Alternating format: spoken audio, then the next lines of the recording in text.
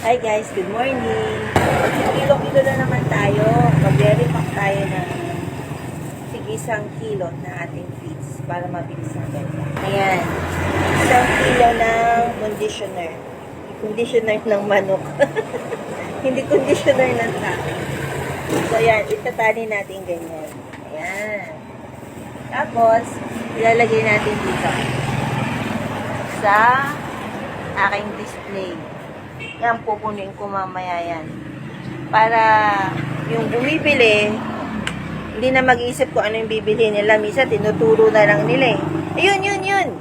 Ito pala yung feed area ko. Pagkain ng manok. Ay, siya nga pala, nag-open din ako ng gulayan.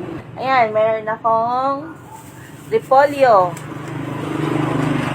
Patatas. Yan, bumili ako ng isang bultuhang patatas. Dami. Yan, may kalabasa, pampalino ng mata. Yan, munggo.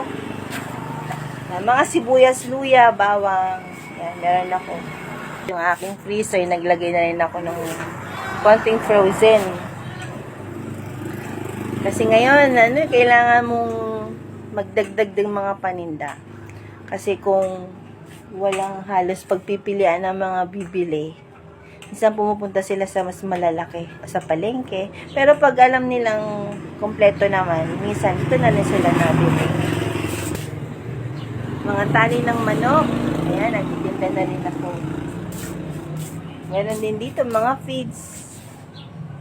Pati mga plastic cups. Tinitinda ko na. May bumibili ng darak. Magsusukat muna tayo na. Ano yan? May mura kayo sigarilyo. Black po. Wala. Ano lang kami? Camel lang yung pinakamura. Camel!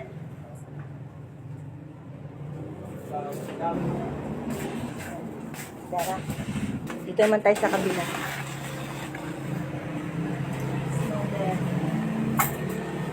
Minsan sabay-sabay silang nabibili.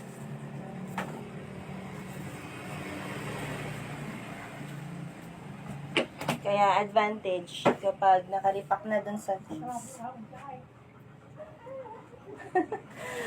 Nakaripak na yun sa feeds. Kukunin ko na lang. Dito naman yung sa grocery ko. Yan.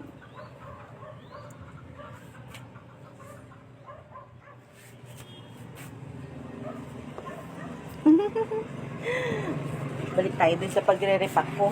Habang wala pang masyadong customer, makakapag-repack na muna ako. Kasi pag hindi ko yung gagawin, hirap ko din.